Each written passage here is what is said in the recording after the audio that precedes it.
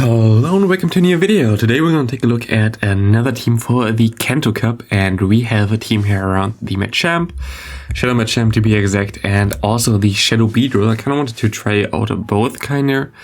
Like, I realized recently I haven't really done anything about Machamp at all for like, I don't know, ages. Because like usually I really like this Pokemon, but then again, it's kinda got too bad in most leagues. Like, then you have like something like the Jellicent, which came back into the matter like in Ultra League, or have like better fighters in general. For example, Scrafty is just better because of like all those ghost types around. And now with the NiRiain meta as well, like Machamp kinda got really bad in Great League, Open Great League in general. But right now, in Kanto Cup, we at least still have the NiRiain, but we don't really have a lot of ghost types. I mean, I think the only ghost type in general in Gen 1 was the Ghastly line. So if you face a Haunter or a Gengar, you can face ghost, but I think there's no other ghost in this.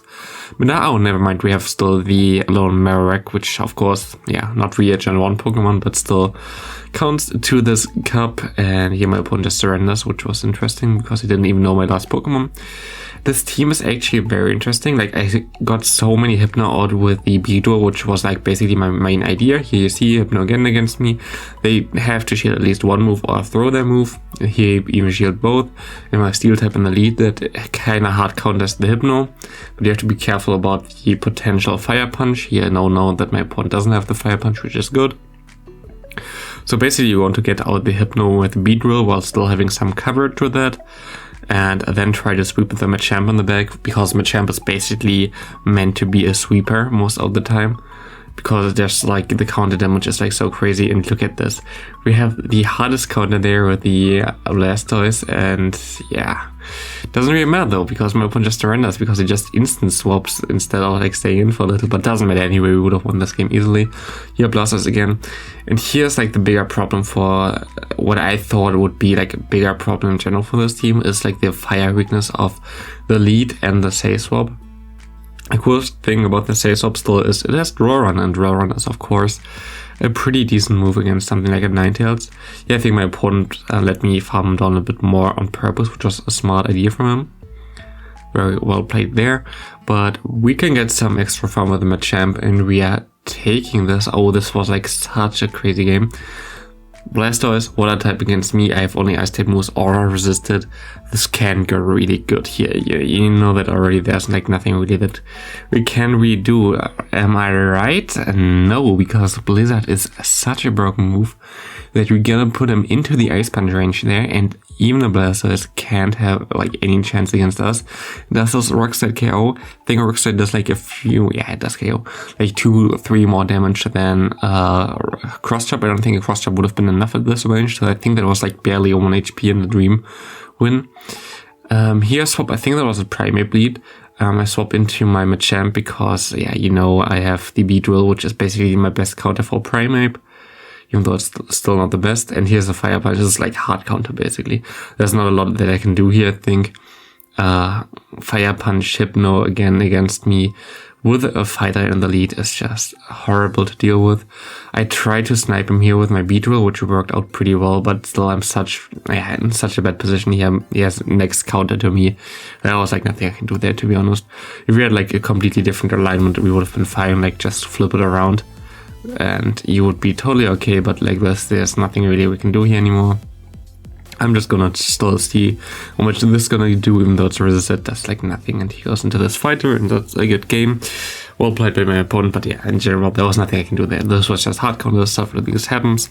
This is not like algorithm or anything, it's just you hard counter sometimes other opponents as well. It's bound to happen against you as well. It's just how the game is, and there's also nothing bad or anything like problematic or like where you should complain about how this game works. That's just how it is, and this is fine. I'm sad that I mean, if I went for the tie basically and tried to deny him, I would have been able to win this matchup with the Beedrill actually, which would be hilarious. But I like opted to go for the safer route. Like, if you didn't know, actually there's like, I would like to have more time right now, because I would have been able to do like more, maybe even tutorials or whatever on how to play better. because like for me it's always a bit difficult like move counting and stuff like this. A 2-turn move on my part against a 4-turn move against the opponent. I just recently thought about this. It's like the thing that I actually hate the most. I think it's like the worst thing that you can have in my part, because either you go for the direct alignment, so you go basically, he goes for a confusion, you go for 2 moves and you try to throw and try to deny his quick move, then you basically gain 4 turns and you don't give him any. But if you lose that, you give him 4 turns, and if you do the safe route, you always guarantee give him 2 turns. So what are you gonna do? Are you gonna go for the risky move, which like you don't ever really know if you can actually deny it unless you have like the craziest intent connection or whatever? We still don't know what like fast move deny even causes, and we hope it's gonna be fixed soon. And try to align on this move.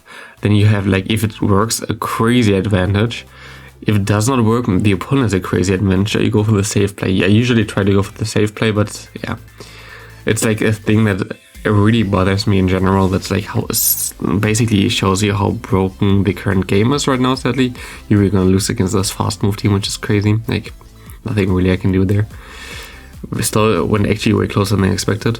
But yeah, like you don't really know for sure really what's gonna happen with this game. It's more on chance for a bug to appear. And this happens in every single game, which is kinda a sad thing. The actual also sad thing there is we don't really have the best matchup against the Chansey. We're still gonna be able to get at least a shield against it as a fighter. We don't have to shield the Psychic, but still like it's not the best matchup either. And this doesn't even KO him, so it's crazy. Like at least we can take advantage from that as well. We can farm down with the Powder Snow there. He has Lapras, and at least my opponent stays in. I just need some damage for that, because Blizzard, even though it's resisted, against Lapras it does a lot, and my opponent has like Nidoqueen, which we already know in the back. And we can go for some nice draw runs. And I think I'm gonna be able to farm him even down maybe. Let me see. Yeah, I'm gonna be able to farm all the way down. I have a extra stored and I can throw that. I show one for the draw run to be honest, but it doesn't really matter because he shielded. Now you're gonna see a Blizzard does a lot of damage. And I just have to get him basically low enough that I get him into 1 poison jab range, or just KO him and nuke him with the 1 Blizzard anyway. We would survive a surf at this range. So there's not a lot of risk we have to take there, and we're going to be able to win this. I really enjoyed the Blizzard on the Sand Slash in the current meta. Yeah, I lagged in the beginning for 2 turns. Good thing that this game is so competitive. Yeah, this is also like the main issue right now. Like for me, there's like 1 European qualifier, like for the whole European thingy, a qualifier not close to me, but in my country at least. Like I'm like far away. I live like northern Germany, if you didn't know. It's like somewhere southern-ish, and yeah, like I kind of want to go there just because, of course, like I kind of want to showcase. It would be cool content and it would be cool to like try to play this game competitively. But then I look at the gameplay and I ask myself, is it really worth it to go get like hotel there, get like expensive train tickets down there just to play a game on your smartphone which is completely broken? I'm really not sure about this yet. Of course I can go there, of course I can register there because I had like legendary time I play, and of course it would be a very cool content and I really would enjoy to do that, but otherwise like I don't really know if I really want to go onto that big of a stage just to play a completely broken smartphone game and waste basically a weekend for that. I don't know. That's something that I still don't really know. I hope we're gonna get like a fix soon. I think they might do something after season 10. I think like this might be like the next season might either already be like a very, very, I don't know,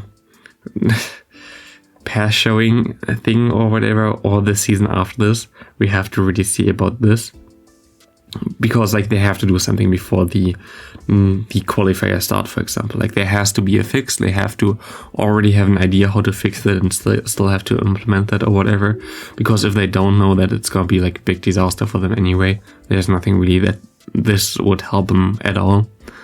But yeah, that's just like my general thoughts right now. I would really like to take part in this all, but I don't know if we're gonna be really going there. I would really like to make some content about this in general, but we have to see. Here, again, into the gameplay. This game was kind of sad because I think I lost by like 1 turn there now. Yep, I need like one more cross job to KO this NiRiain, which would have been hilarious when Machamp would be able to KO NiRiain. We actually were able to go for another counter there as it didn't KO us, but hey, doesn't really matter. We have the Sand Slash now against us. Very good for us. Again, in general, we just hard counter our opponent here in this point, I think. We had like Pidgeot against us in the lead.